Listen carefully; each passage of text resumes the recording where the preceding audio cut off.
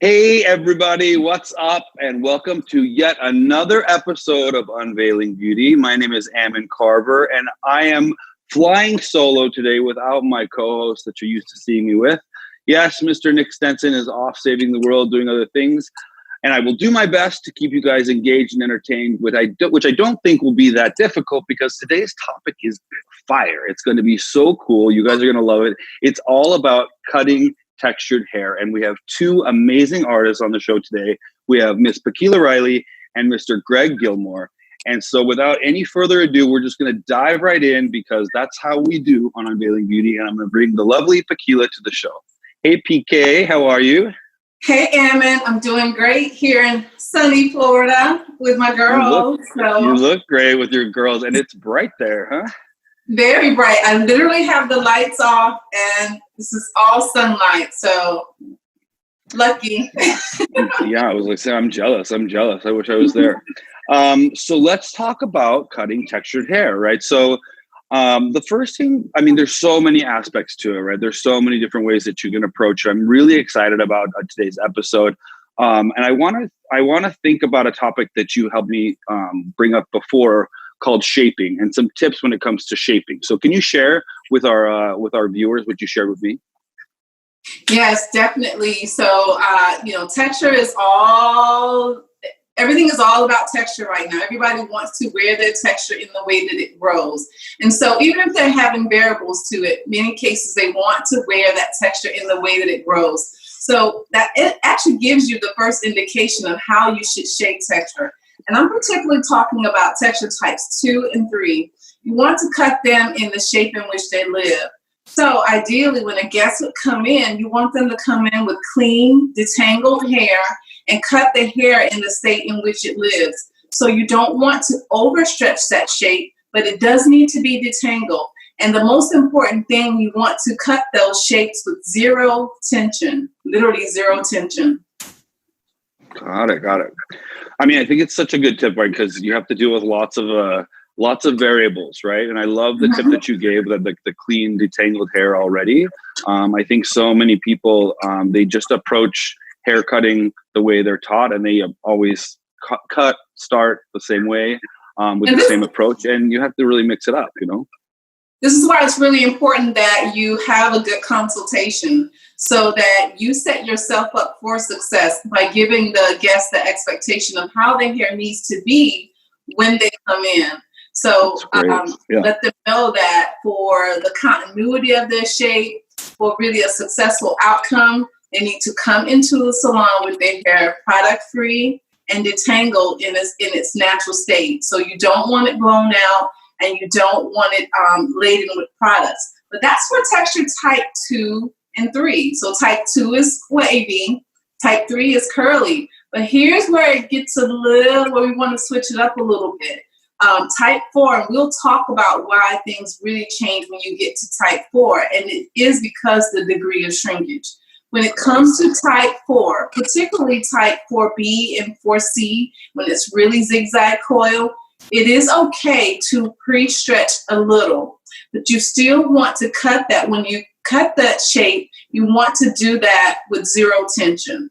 So a light pre-stretch, and you're cutting because those coils are really intertwined into each other. They really love on each other. So it's really hard to get those separations to create those linear lines or the shapes or the silhouettes without having some organization to your work, really being able to organize your work and approach it in a methodical manner. So when you're type 4, your tighter type 4s, you want to stretch that out a little bit, and that's with a paddle brush or a dryer with a nozzle. Lightly stretch that out and cut the shape where it lives with zero tension.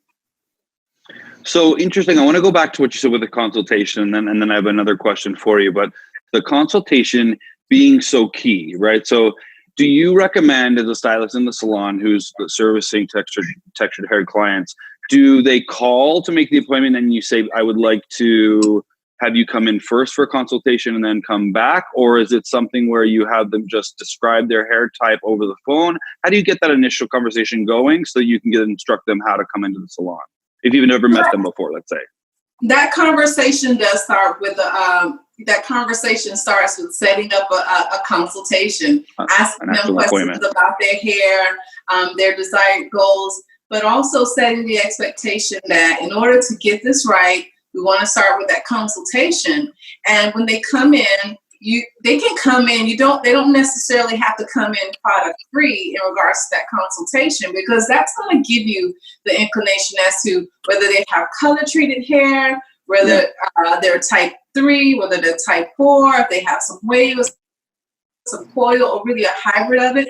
But what's most important is that hair is primed and prepped for a proper haircut on the day of the service. So what you're doing in that consultation is really finding out where they want to live in their texture.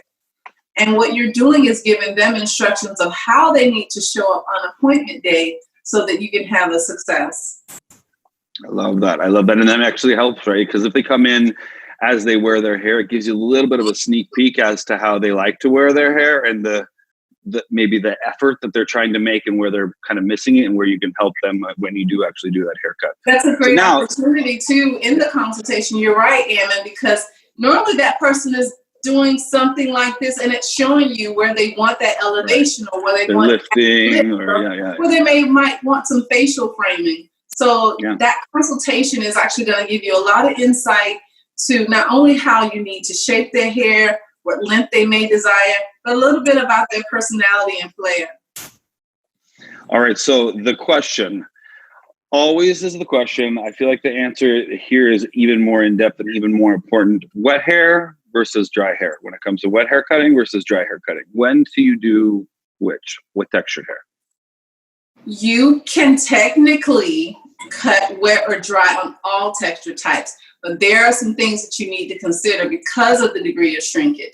So if you are not familiar, if you don't feel advanced in cutting texture types, I do not recommend cutting texture wet.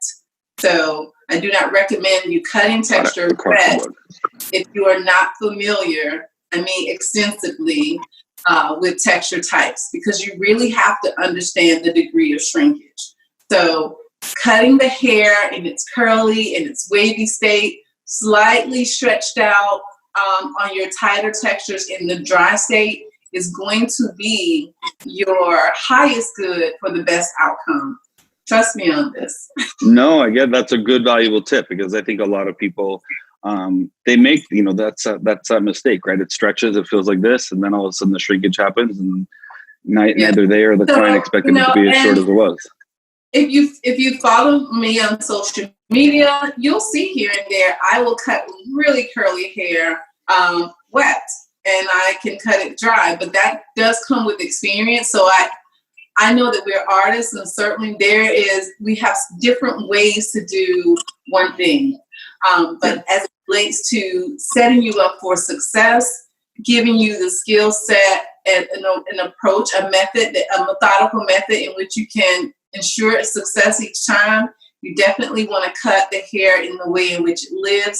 That's either wavy or curly. But when it comes to your type 4 and your tighter textures, I want to reiterate that you will need to slightly stretch that out to have a degree of precision.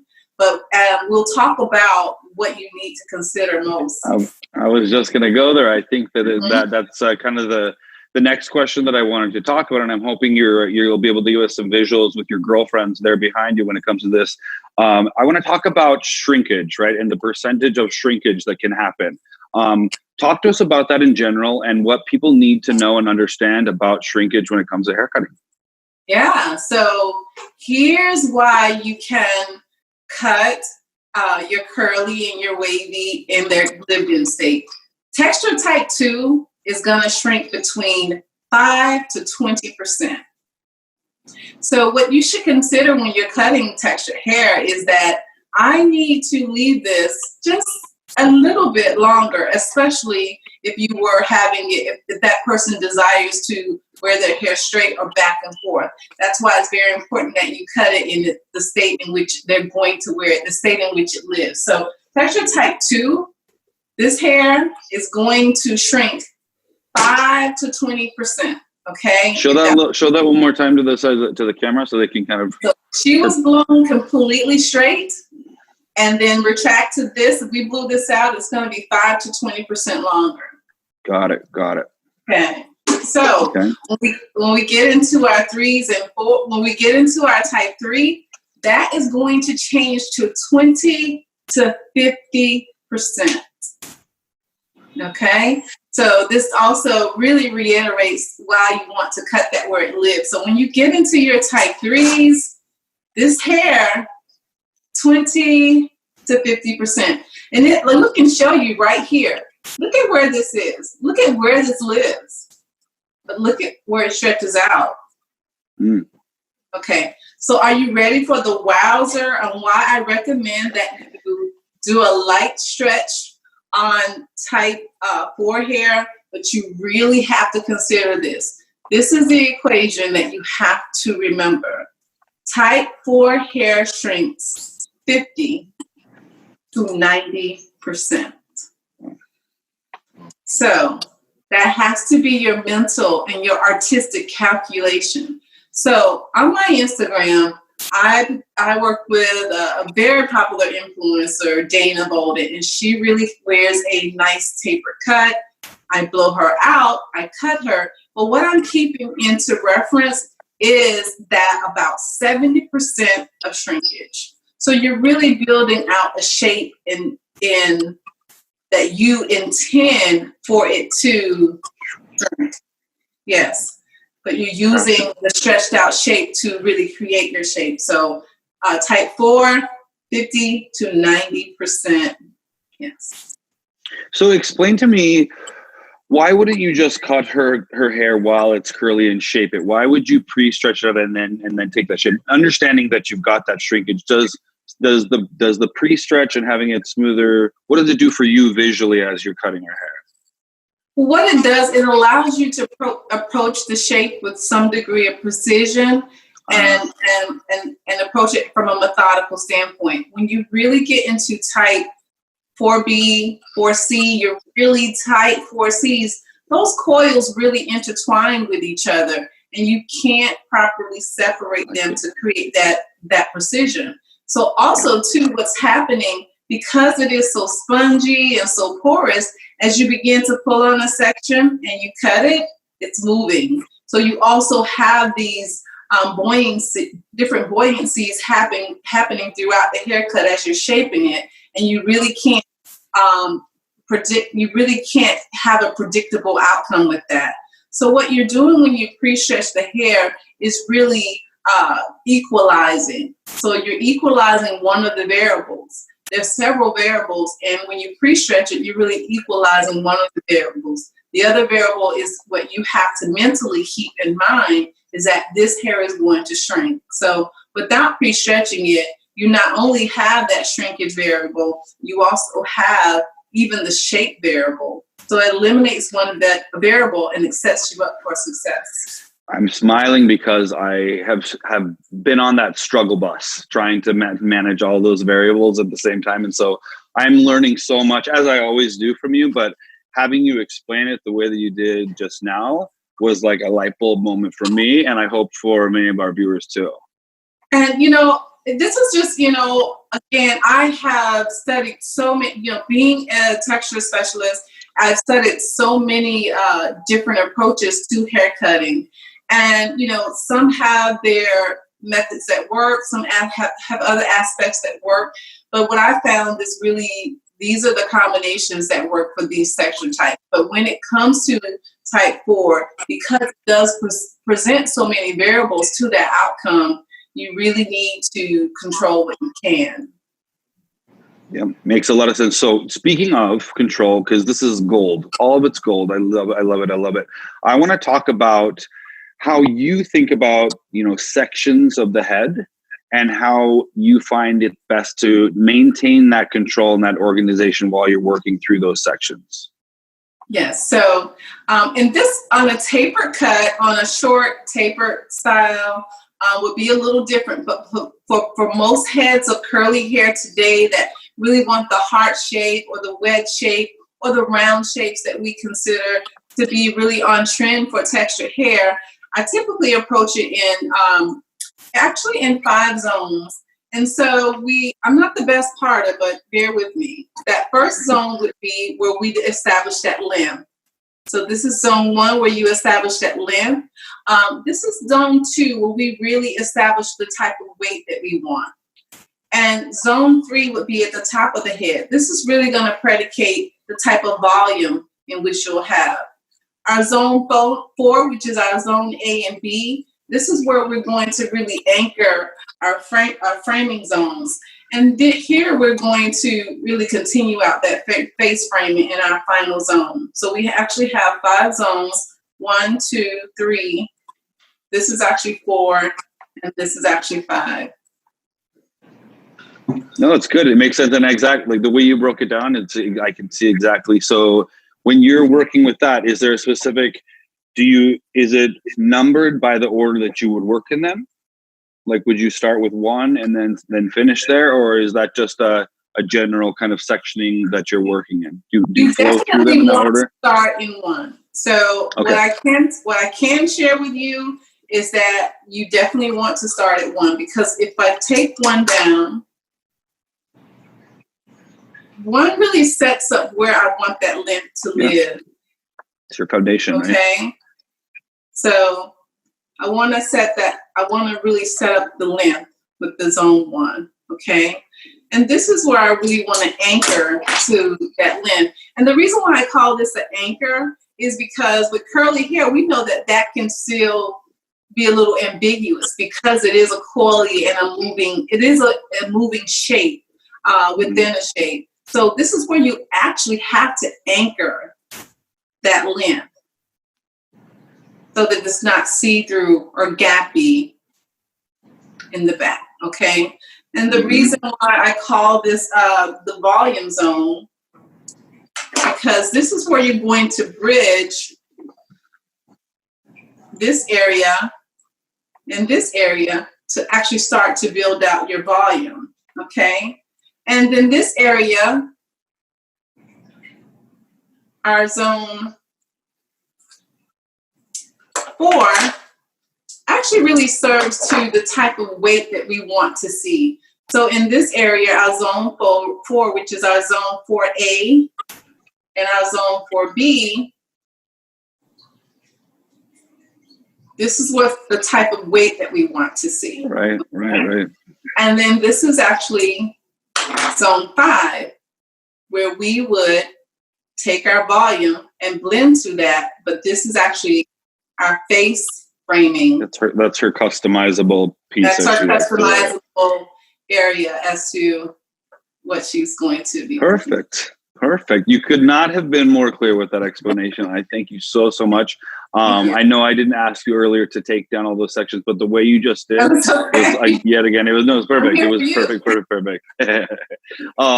As always, Pekela, just a wealth of knowledge. I love having these episodes and continuing to just learn from your experience and your diverse knowledge, and not only your texture background, but in all aspects of hair, but especially when we get into your wheelhouse, right, with texture. So thank you so much for sharing what you have today, and I'm excited because our next guest is a gentleman that I'm meeting, or I got to meet because of you. So thank you so much, and we're gonna bring Greg on in just a second, okay? Thank you. We'll see you soon. Bye, guys. All right, you guys, Miss Pekela Riley, all good knowledge, just like always. I'm really excited. I know there'll be a lot of you guys that are going to be scrolling back on that and watching that back to take notes. But I'm very excited to introduce our next guest. His name is Greg Gilmore. He's a national educator, and we're going to get right into it because he has a different approach to cutting than Pekela does. I shouldn't say different, right, Greg? Just you have a different message to share with us today. Right. Hey, how you doing? Happy to be here. Good, man. How are you? I'm living for that shirt. Thank you. A little color going on in California. Looking great. Thank you. So talk to me about how you got into educating. Well, I think sharing, first off, was always a passion of mine. Even when I first started, at 15, 16, I would kind of go to the other assistants and say, you got a shampoo like this. And, we like this product like this, that kind of thing. So I think it might have been meant to be type of thing. But yeah.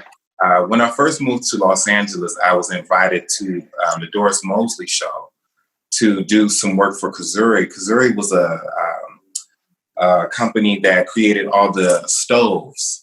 And a lot of, people who work with textured hair on like smoothing, straightening, hot combing, they were familiar with Kazuri stoves. So I got on the platform and just showed a little technique on how to smooth some hair. And so that was the beginning for me. From there. Right on, buddy. Right on. So talk to us a little bit about how you speak to, or how you know when a client is looking for a big change. What is your approach when a client is coming to you and they're like, I guess they're ready for the big chop, so to speak? Right. Well, when a client is ready for the big chop, she is going through something. She feels a certain kind of way. An example of that is maybe she has to start a new job, or she just relocated and she wants to give a new look. She's looking to have a change in her life. And so subconsciously, she's actually looking for the cut to be the catalyst for the change that she's seeking. And so when she comes in, I can find that vibe. I know that she's, feeling that way.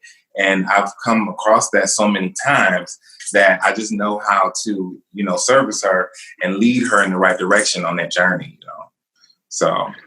Yeah, I mean, that's a specific skill. I know that, you have to be able to be recognized when people are ready for that. But I agree with you that usually the people that are ready for that, they almost come in with energy that's screaming for it, right? They're looking for you to help them because they're ready for it, whether it's been something emotional or it's just a pivotal moment in their life that they want to have marked. And the hair, I love the way that you described that. It's almost like that's the catalyst or the marker in that moment for them. And then how cool that we get to be the person that's involved in that moment of change and that pivotal moment in their lives, right? It's a pretty special thing that we get to do. Yeah, I think it's very special. I mean, when everything shut down, we were deemed non-essential, which I had to beg to differ because right. Many people, even if they are essential workers, have to worry about their hair. You have to go out and do things. You have to be seen. And a lot of people identify with their hair, how they wear their hair. It's the first impression you give when you first walk in the room besides your clothes. Sure, so I think that people have to have confidence. That's what we help to do. I couldn't agree with you more. Confidence is key, and we are the confidence givers in many, many ways. So you do a lot of work with relaxed hair. Talk to me about the benefits with cutting, because we're here cutting textured hair. That's the episode today. So what is the benefits that you see and the niche that you found with cutting relaxed hair? Well, relaxed hair it's just its own category to me because there's a lot of thought put into the integrity of the hair, maintaining the integrity of the hair when you're relaxing it.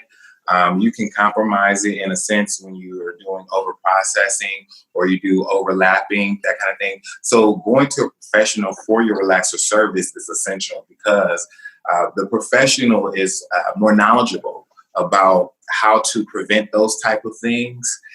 A lot of women do their relaxers at home, but they always have scraggly ends or, the mid shaft is a little worn out because they've been like over processing it or overlapping. So the relaxer is one that it's its own category. But for me, the relaxer is much easier. It's easier to maintain the smooth looks, straight looks. A lot of women that come to me because I'm known in my area for straight pixies and disconnected cuts and, really short bobs, just all kinds of shapes as far as cutting goes. So relaxers actually help the client to maintain that look. It's a lot easier for them to deal with at home. Some clients are, working out, that kind of thing. And so if your hair is primarily worn straight and you go to work out, then you might have a little problem, because the sweat or the moisture can draw up the coils, as Pekela talked about, and really giving that shrinkage and that kind of thing. And so then your style is kind of gone. So the relaxer really helps out a lot with that, maintaining. So you talked about one of the strengths that you have, one of the things you like to do are pixie cuts and disconnected cuts. So talk to me about what you consider a disconnected cut. I think that although it may feel obvious to those of us that are in the industry, I would love to hear what you consider a disconnected cut and what are the benefits to the guest who wants to wear a disconnected cut. Well, disconnected, many people may be unfamiliar with the disconnected cut. The common client probably doesn't know the terminology, although we all are very familiar with disconnected cuts because we see them most often. Disconnected cut is when you have one area of the hair that is significantly shorter or longer. Usually you see the shorter lengths on the sides and the back, and you have the longer lengths in the top. But they're disconnected, meaning that this is dramatically shorter and this is dramatically longer. So an example of the disconnected is Malika here. Okay, and I name all my mannequins. So this is Malika. I like it, Malika. So Malika is just an example of more of an extreme disconnected where she's almost tapered on the sides. And then she has a lot of length, a really heavy, long length in the top. Now, disconnecteds do take different forms. You can have a little lengthier sides, which you kind of play with the temple area, maybe get a little dramatic with the sides as far as how it's cut, but you'll have a significantly longer top, even though this is just slightly longer than Malika's example. So you can have different shapes of the disconnected, but the disconnected primarily is shorter in one area and significantly longer in another area.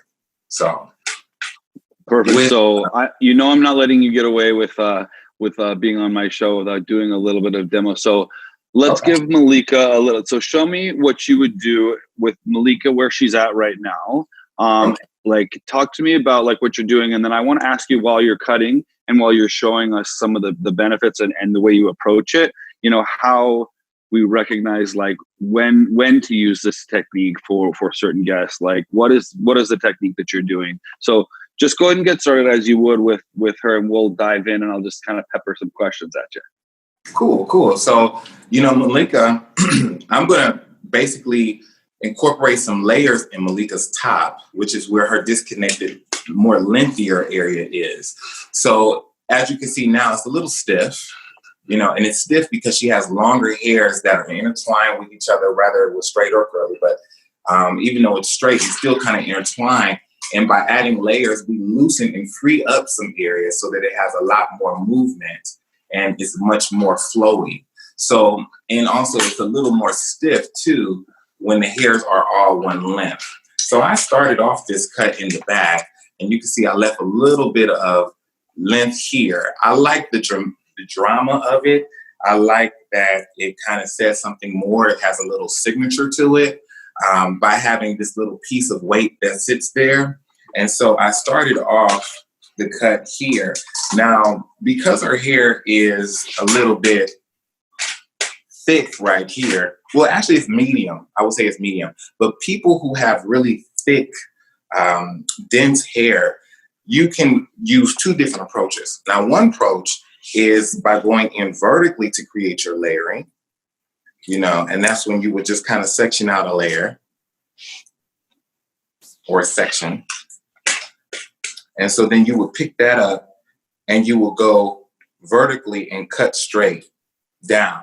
So that would remove some weight, but it would always also create the layering effect. However, in Malika's case, because she's more medium, I would like to preserve weight.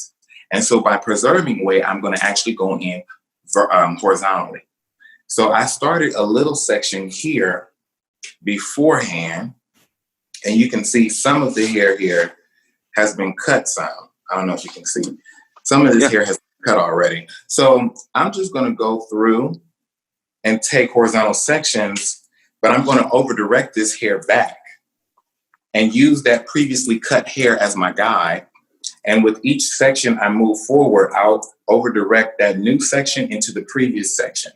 That way I'll have a stacking effect, but it'll create the layers that I'm looking for and also preserve weight in the hair because I'm going about it horizontal. So a lot of people just kind of freehand this method. I tend to use some kind of technical technique because when using a technical technique like this, I don't run the risk of becoming lost, becoming lost in my cut. I can have some rhythm or rhyme to my methodology and how I'm going about this. And then I can also repeat those methods when I want to. So I'm just going to move forward. And this section, I'm coming in. I'm just kind of bringing it back over my finger now, because then I have a better vision of where I'm going. I'm going through, and I don't know if you guys can see this good, but I'm just going good. That's cool. Point cut. And the reason why I like to point cut, because I think that it diffuses the lines a little bit. And so then as it falls down, it's a little bit more flowy. It's not so structured where you can see a lot of hard lines within the cut. And so as I continue forward and continue to move forward, I'm still redirecting this hair back to that previous section. And so you notice as I'm doing that, I'm not going all the way back like I did in the first section. So I'm just actually bringing this hair up some here, and I'm going to point cut again. So there's a little over direction, but not all the way back to the original stationary guide. It's like just slightly stepping its way forward, but still each one is directed back a little to maintain that length in the front. Correct. You said it perfect. No, I'm feeling you, man. And I really do appreciate your passion for wanting to do controlled sections. I think so many times, as artists, we can be visual, cutting especially, right? It can be like sculpting. And I think a lot of times people approach it in a way that they can get to the end just by visually walking around and shaping and creating and shaping and creating. But if you're trying to replicate, do it again with precision, then you need to create with some kind of precision that you can follow. And even more importantly for you and I, if we're trying to teach somebody how to do this, we have to do it in a way that gives them some kind of followable instructions. Because if they just follow us and watch us dance around the head and cut what we see, there's nothing about that's replicatable, because every head of hair, every client is different. I think the biggest takeaway for me, and I'll let you kind of expand upon this again, is the way that you said horizontally is going to maintain that weight that you want in there versus vertically, where I think a lot of people, they just kind of go, if this is going to be short to long, I'm going to automatically take those vertical sections and kind of carve my way short to long, not realizing that approach might sacrifice some of that density that their client really wants in the front. Right. That's so true.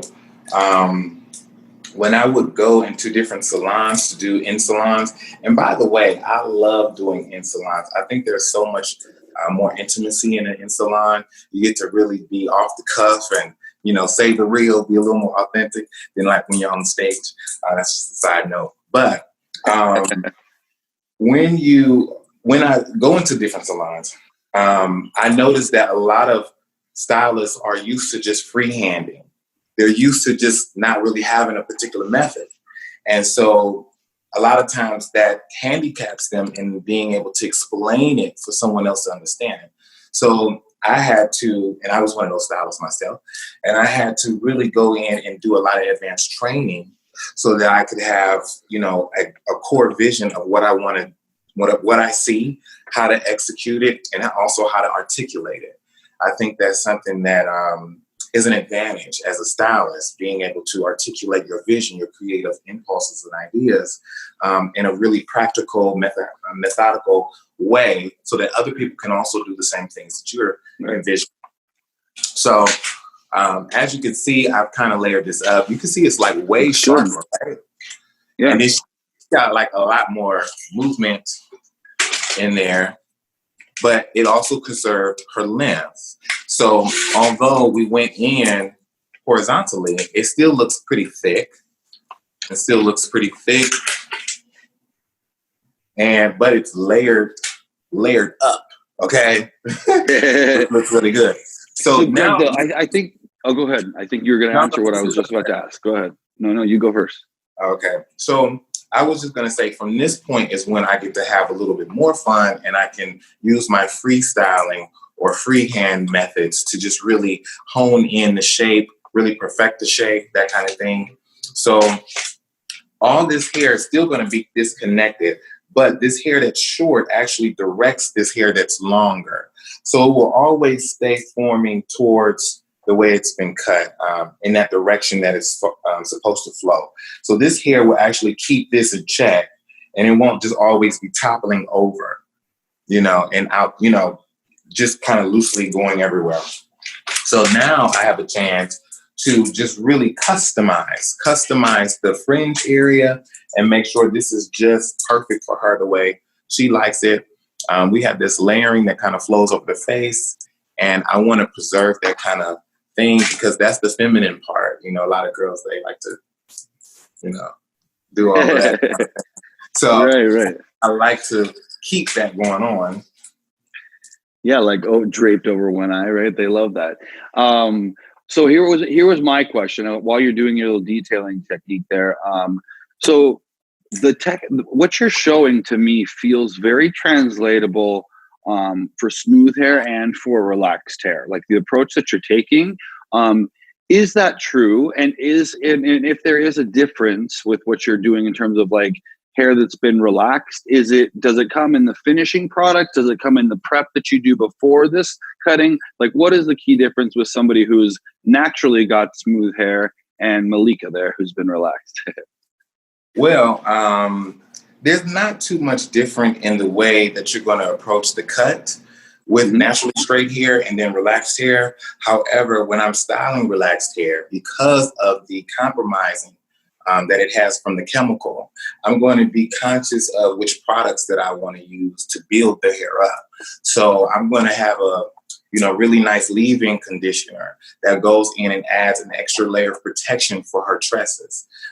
It may consist of something that has something like a straight or strengthening agent in it, or a heat protectant in it. So it's going to help protect from that heat. Also, I'm going to be conscious of the degree of temperature that I'm going to use with my flat iron. So I think a lot of times when your hair is colored, and it's relaxed, because you can relax, you can color relaxed hair, but you can't relax colored hair. Sometimes you run into problems there. But if the hair has been relaxed and then afterwards colored, maybe a degree of like 365, anything just around the 400 zone is okay. Sometimes going over 400 can push it a little bit, because you always have to have the foresight of other things that are going on too, like the client's desire to curl her hair at home. All those kind of things play a part. And that's why when working with relaxed hair, it's great to see a professional, But with naturally straight hair, there are a lot of different leniencies that you have because you can use a little bit more heat more often. You're not worried too much about the hair being so compromised, although you will if it's color treated with, say, a high lift blonde. You want to maybe take the same precautions. So that's the difference. But as I go in and shape this, I would go ahead and flat iron and style this, style it up and get it real, juicy and fly for her so she can leave out there satisfied, You've got some really great tips. Any other like finishing things that really would make this look just kind of come together at the end here? Right. So this is just the finishing look here, or the finish of the technique that I'm sharing.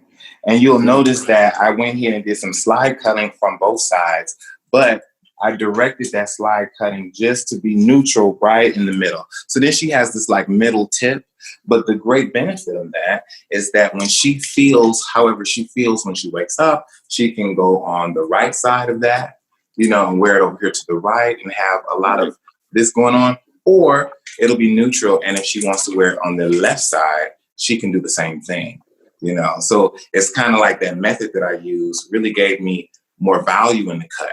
Because if it was freehand, maybe she couldn't do that, that kind of thing. So I hope that you liked what I did for you today.